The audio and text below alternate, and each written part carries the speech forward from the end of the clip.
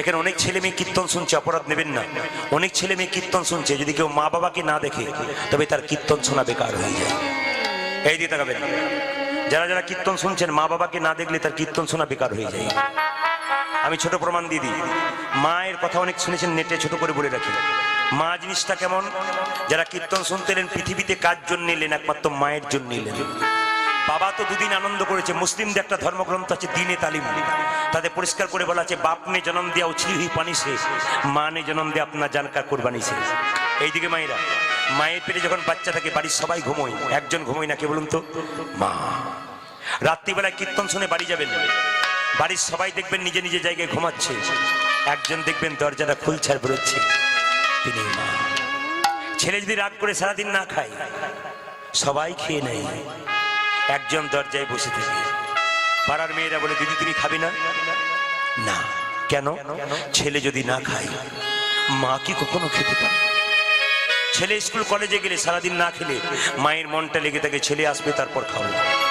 ও মায়েরা, দাদা ভাইদের কাছে নিবেদন, সেই মাকে ত্যাগ করে কেউ যদি ভালো খায় আর মাকে না দেয়, সেই ছেলে যদি দুর্গার অষ্টমীর দিনে দুর্গাকে পুষ্পাঞ্জলি দেয়, মাটির প্রতিমা তখন বলে মাটির প্রতিমা পুজিসলে তুই আগে ঘরের মাকে পুজবি।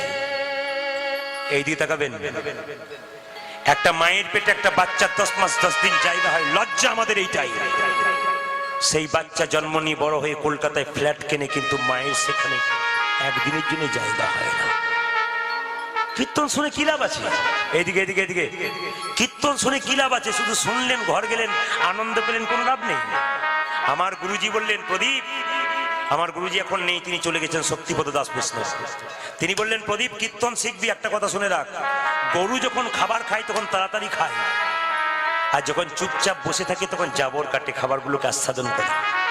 আপনারা কীর্তন শুনবেন, বহু বহু ভালো কথা শুনবেন, বহু বহু ভালো কথা শুনবেন, শুনতে শুনতে বাড়িতে গিয়ে যখন নির্জনে শুয়ে থাকবেন না, এক মনে কথাগুলোকে অনুভব করার চেষ্টা করবেন, দেখবেন জীবনে কাজে লেগে যাবে। আপনার 10টার মধ্যে 5টা কথা লাগান কাজে, জীবনে লেগে যাবে। কীর্তন শুনতে আসা মানে কি?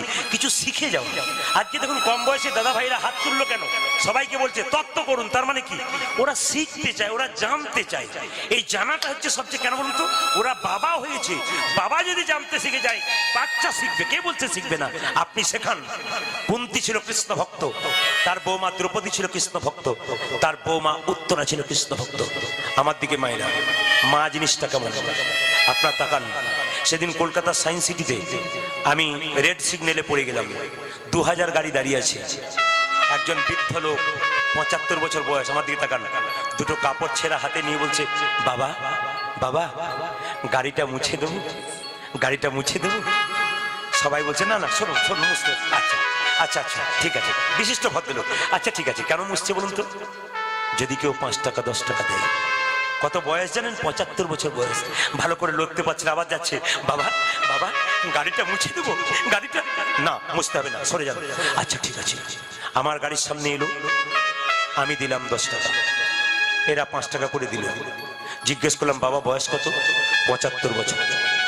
এই বয়সে গাড়ির সামনে চাকাতে ঘোরাঘুরি করছেন, চাপা পড়ে মরে যাবেন তো? মরে গেলেও তো শান্তি হয়, কিন্তু মরতে পারি না একজনের জন্য। কার জন্য? আমার স্ত্রীর জন্য। স্বামী স্ত্রীর সম্পর্কটা কত গৌর হতে পারে, আজকে আপনারা কিছু বুঝতে পারবেন না। যে মেয়েটি আজকে 18-20 বছর বয়স, যার বিয়ে হলো, সে আজকে বুঝবে না। যে আজকে 60 বছর হচ্ছে সে বুঝবে। ছেলেকে কষ্ট করে মানুষ করলেন, যখন ছেলের ডানা হয়ে গেল না, আপনার কাছ থেকে ফুরুত করে উড়ে যাবে, মানে বিয়ে হবার পর সেদিন সবাই আপনাকে ছেড়ে চলে যাবে, কিন্তু আপনার স্বামী আপনাকে ছাড়বে না।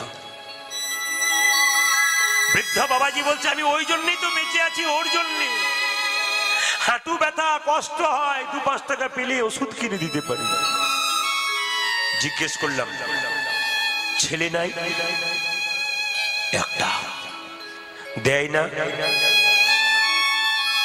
কেন দেয় না?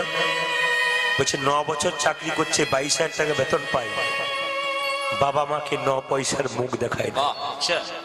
বলুন আপনারা, কীর্তন শুনতে এসে বুকে চাপড়ে বলুন, ওই সমস্ত কুলাঙ্গার গুলোর কীর্তন শুনে কি লাভ আছে? ওইরকম কুলাঙ্গার যার বৃদ্ধ পিতা রাস্তায় রোডে রোডে চাকার সামনে পয়সা চেয়ে বেড়ায়, আর তার ছেলে যে কীর্তন শুনতে আসে, ওর হরি কথা শুনে কি লাভ আছে? ওই কুলাঙ্গার গুলো জগৎকে কি শিক্ষা দিল? ওই যে বাচ্চাটাকে জন্ম দিল, ওই বাচ্চা ভবিষ্যতে কি শিক্ষা পাবে? আপনারা ভেবে নিন না, আজকে রক্তের গরমে যা করছেন, ভবিষ্যতে আপনাকে কাঁদতে হবে। আপনি রক্তের গরমে বৃদ্ধ বৃদ্ধাকে দিলেন না তো, কিন্তু ছোট বাচ্চাটা কিন্তু মানুষ হচ্ছে, ও কিন্তু দেখছে আমার বাবা মা তার সঙ্গে কেমন ব্যবহার করছে। প্রমাণ দেখে নিন। আপনি যদি কাউকে না দিন না, একজনকে বঞ্চিত করে যদি আপনি খান না, আপনার ছেলে যখন বড় হবে সেদিন আপনি বুঝবেন যে আমি কি করলাম। এখন থেকে সাবধান হন, নইলে ঠকবেন। পাক্কা কথা। কাঁদালে কাঁদিতে হয়, এ কথাটা মিথ্যে নয়।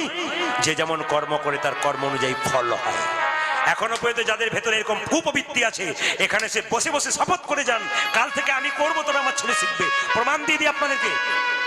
আমার পাশের বাড়িতে একজন ভদ্রলোক, ভদ্র মহিলা, তার 5 বছরের ছেলে। বৃদ্ধ বাবা মাকে গোয়াল ঘরে এক পাশে গরু বাঁধে আর এক পাশে বাবা মাকে রাখে। ছোট্ট ছেলেটা জিজ্ঞেস করে, 5 বছরের ছেলেটা, মা মা ও বাপি বাপি, দাদু ঠাকুমা ওখানে থাকে কেন? চুপ কর, পাকামি করতে হবে না, পুরোমি করতে হবে, চুপ কর। কতদিন চাপা দিয়ে রাখবেন? আপনি কতদিন চাপা দেবেন? ও তো বড় হচ্ছে, আপনি চাপা দেবেন কতদিন? ছেলে যখন বাবা বড় হয়, বাবা তখন বুড়ো হয়। আজকে যারা 40 বছর 50 বছর বাবা হয়েছেন, যাদের আজকে 25 বছরের ছেলে, তারা আজকে বুড়ো হয়ে যাচ্ছেন। কেন বলুন তো? ছেলে যা বলবে আপনাকে তাই শুনতে হবে। আপনি কতদিন চাপা দেবেন ওকে? ছেলে যখন কলেজে পাস করে এলো, সপ্তমীর দিনে বাড়িতে উৎসব চলছে, তখন মাকে প্রশ্ন করলো, মা, বড় হয়ে গেছে ছেলে, দাদুকে প্রশ্ন করলো, দাদু ঠাকুমা তোমরা গোয়াল ঘরে থাকো কেন?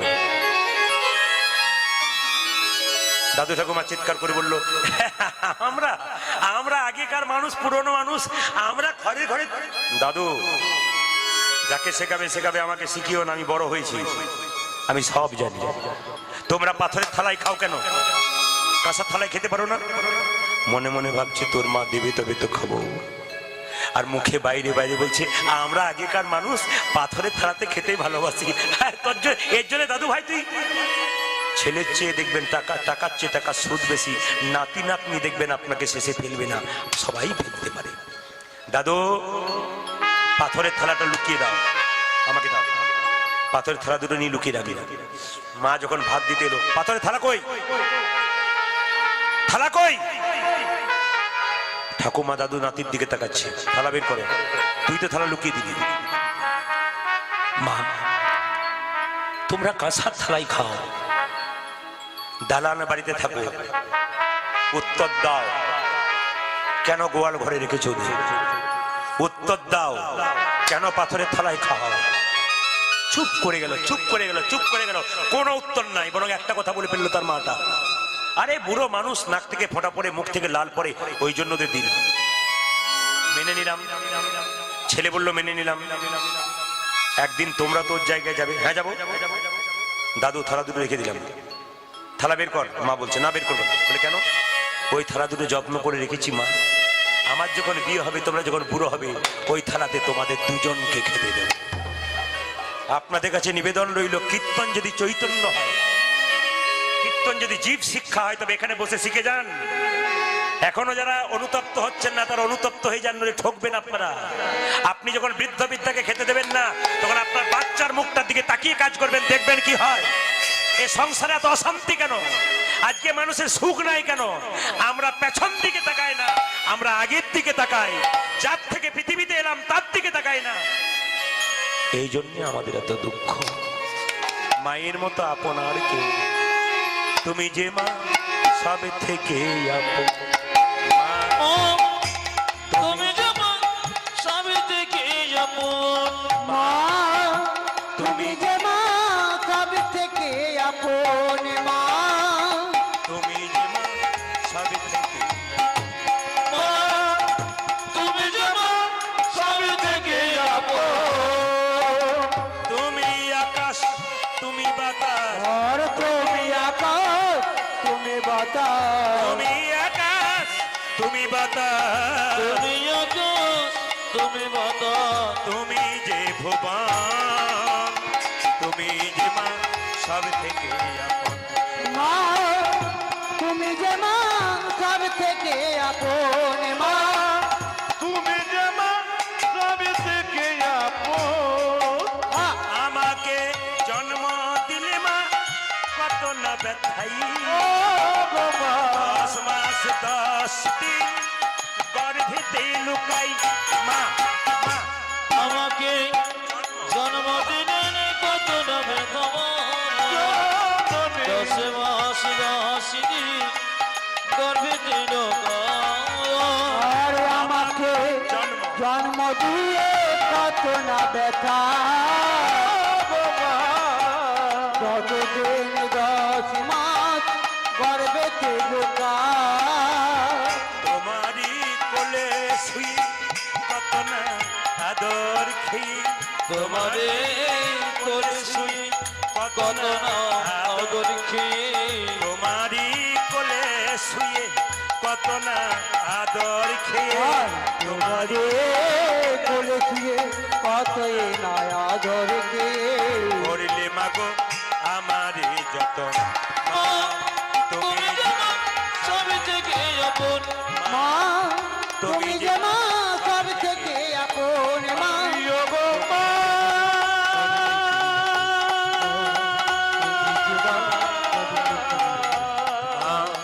তুমি জীবন সব থেকে আপন। জননী তুমি জীবন সব থেকে আপন। মা ও গো মা তুমি জীবন জননী তুমি জীবন ও গো রাধা রানী কি, শ্যাম সুন্দর কি, দুঃখী কৃষ্ণ বৃন্দাবনে চলছে। আপনারা সবাই হাত তালি দিয়ে একসঙ্গে একসঙ্গে হাত তুলুন, সবাই মিলে তুলুন। দাঁড়ান আমি গাইবো, আপনারা তাল দিবেন সবাই মিলে একসঙ্গে। কৃষ্ণ কেশব, আরো ভালো করে দেখে নি, আবার জোরে বলুন রাধা রানী কি, বাহ, শ্যাম সুন্দর কি, মদন মোহন কি, হরিবাসর কি, নবগ্রাম কি, বহিরাগত ভক্তবৃন্দ কি, যাদের ঘুম আসছে তাদের কি। পরীক্ষা হয়ে গেলে যে আপনারা কত ডুবে গেছেন, আমি যা বলছি তাদের জয় দিয়ে যাচ্ছেন হাততালি দিয়ে। কৃষ্ণ কেশব, কৃষ্ণ কেশব, সুধা মাখা এই নাম, হরি নাম, মধু মাখা এই নাম। উলধ্বনি কৃষ্ণ কেশব, কৃষ্ণ কেশব, স্বভাব খোঁজে না হরে না মধুমাখ এই না। না না এইভাবে করলে হবে না। দু চার যদি কৃষ্ণ কেশব, ওরকম করলে হবে না। প্রেম সে একবার, প্রেম সে সোজা হয়ে, সজাগ হয়ে, সতেজ হয়ে। কৃষ্ণ কেশব, কৃষ্ণ কেশব, সুধা মাখা এই নাম, হরি নাম, মধু মাখা এই নাম, নাম নাম নাম। ওরে কৃষ্ণ কেশব, কৃষ্ণ কেশব, সুধামাখা এই নাম, হরি নাম, মধুমাখা এই নাম। দাঁড়ান, আপনার তালি দিবেন তার আগে বলি তুলসী মালার কথা বলছিলাম। তুলসী মালা কি মাস্টার, কেন মাস্টার? রাস্তা দিয়ে পেরিয়ে যাচ্ছেন, কারো বাড়িতে একটা পেয়ারা গাছ, পেয়ারার ডালটা ঝুলছে রাস্তার দিকে, আর 4টে পাকা পাকা পেয়ারা আপনার দিকে তাকাচ্ছে, আপনি কি করবেন? নিশ্চয়ই প্রণাম করে চলে আসবেন। অনেকে বলছে হ্যাঁ প্রণাম করে দেবো, অনেকে বলছে না না। কি করবেন মায়েরা? কি সুন্দর দেখুন, বয়স্ক মায়েরা বলছে। খুশি হলাম আমি, আপনারা যে এত সত্যবাদী এই জন্য খুশি হয়ে গেলাম। মায়েরা, এই যদি মালা থাকে না, তুলতে গেলে লোকে বলে এ মালা গলায়, আর তুই আমাদের দাদা আছে একজন। আছে একজন, এই দিতে মালা গলায় তুই কি করছিস? পেয়ারা চুরি করছিস। পাছে লোকে কিছু বলে, এই জন্য খারাপ কাজ করতে পারবেন না যদি মালা থাকে আমার দিকে। আচ্ছা মায়েরা, সিনেমা দেখেছেন? 3 জনকে নিয়ে সিনেমা হয়। সিনেমা এখন কে না দেখে? এক জায়গায় কীর্তন হচ্ছে, ওদের গ্রামে যখন আমি কীর্তন করে ভোরবেলায় যাচ্ছি, একটা দোকানে চা খাচ্ছি, তখন বলছে, প্রদীপবাবু কালকে রাত্রিতে আপনি আমাদের পাড়াতে এসেছিলেন। আমি হ্যাঁ এসেছিলাম। আপনি জান নাই? ওই যে সিরিয়াল দেখছিলেন। আমি এই সিরিয়ালের নাম লেখান, তাহলে বুঝবেন যে ওই সিরিয়ালে কি দাম আছে। এই সিরিয়ালের নাম লেখালে আর ওই সিরিয়ালে কেউ যাবে না। ওই যে দেখুন রাত্রিতে আপনার রাত্রি জেগে বসে আছেন কেন, এই সিরিয়ালে চলে এসছেন, ওই সিরিয়াল কারো ভালো লাগবে। আসতে সিনেমা হয় তিনজনকে নিয়ে, নায়ক, নায়িকা, ভিলেন। ভিলেনের সঙ্গে নায়কের ঝগড়া হয়, যখন নায়ককে ভিলেন পারে না, নায়িকাকে ধরে নিয়ে একটা বাড়িতে ঢুকিয়ে রাখে। নায়ক কি করে, পাহাড় ডিঙ্গিয়ে, পর্বত ডিঙ্গিয়ে, দরজা ভেঙে, জানালা ভেঙে, কাঁচ ভেঙে, বাঁদরের মতো লাফিয়ে ঝাঁপিয়ে নায়িকাকে তুলে নিয়ে যায়। এখানে তত্ত্ব কি বলছে, কৃষ্ণ হলো নায়ক আর কৃষ্ণ প্রেয়সী তুলসী হলো নায়িকা। কৃষ্ণ প্রেয়সী তুলসী নায়িকাকে যদি আমরা কণ্ঠে ধরে রাখি, কৃষ্ণ নায়ক যেখানে থাক না কেন, ভক্তের হৃদয়ে মন্দিরে আছে হৃদয় গৌর হরি বল। তবে হ্যাঁ, আপনার জোরে বলুন, এতজন হাত তুললেন, তুলসীর মালা পড়েছেন। আচ্ছা, তুলসীর মালা পড়ে সব নিরামিষ খান তো? মানে আপনাদের নবগ্রাম এলাকাতে আমি প্রথম এলাম, কিন্তু একটা কথা বলি, আপনাদের আসলে যে এত সুন্দর সত্যবাদিতা শুনে আমি খুব খুশি হলাম।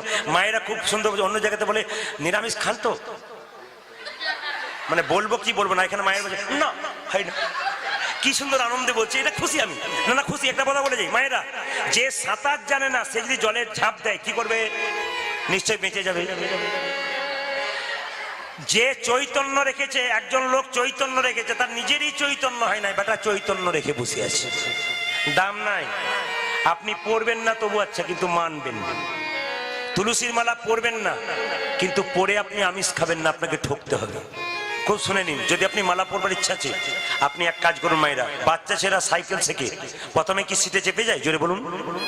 হাফ প্যাডেলে চাপে। আপনি তুলসীর মালা প্রথমেই নেবেন না। যদি মালা নেবার ইচ্ছা আছে, খাবারও ইচ্ছা আছে, আপনি দশকর্মা ভান্ডার থেকে বেলের মালা নেবেন।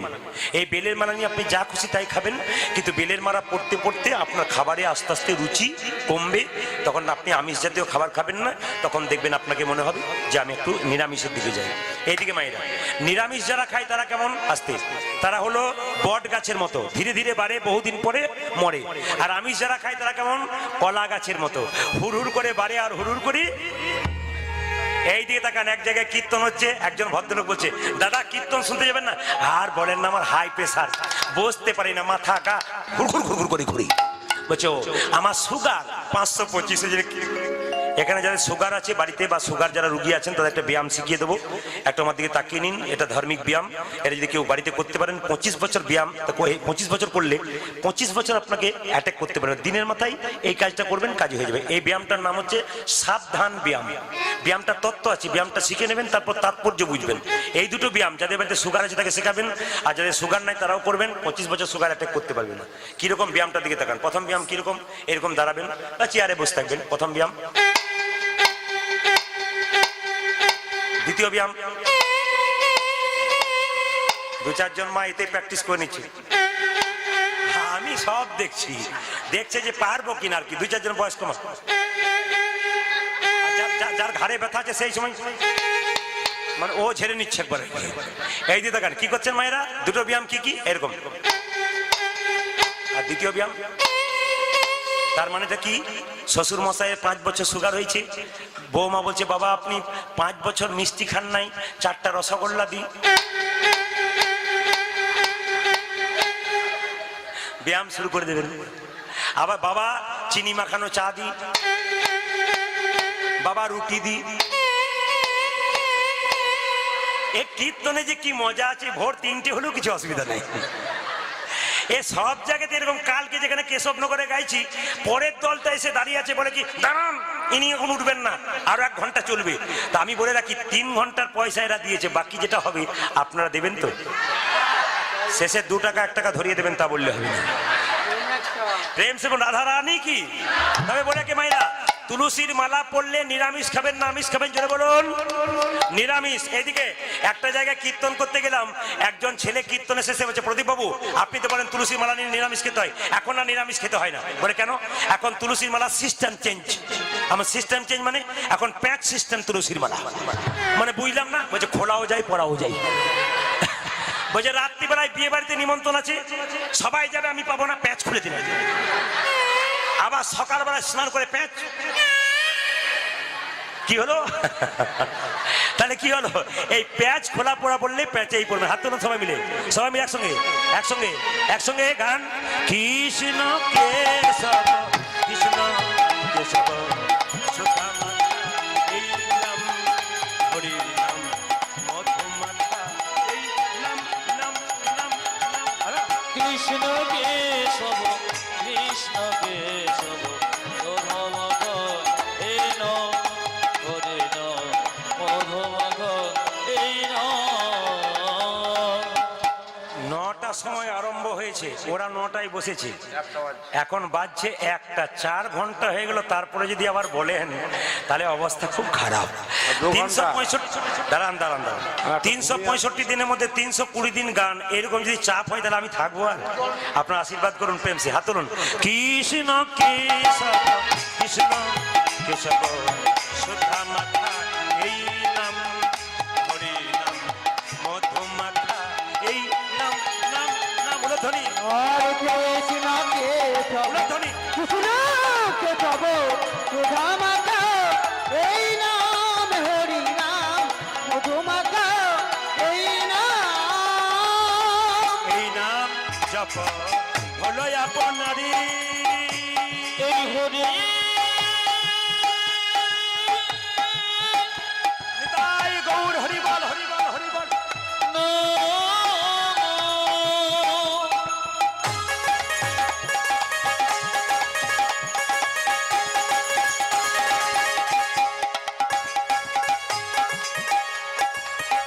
এই মধুমগ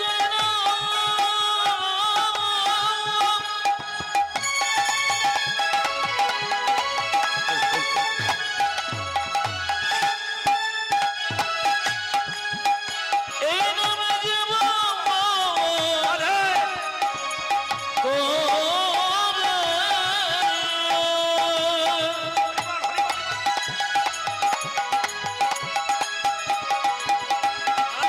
আনন্দ করুন সারা বছর আনন্দ যাবে।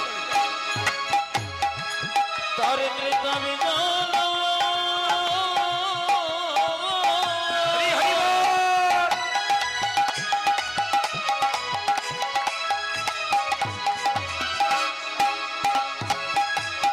যাবে গো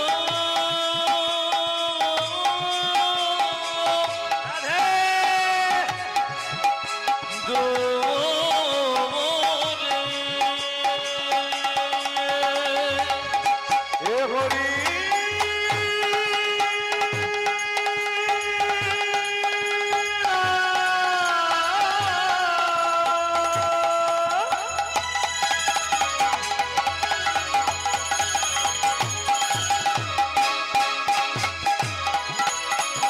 এ মধুমাখনা রাধে রাধে রাধে রাধে রাধে সুদামা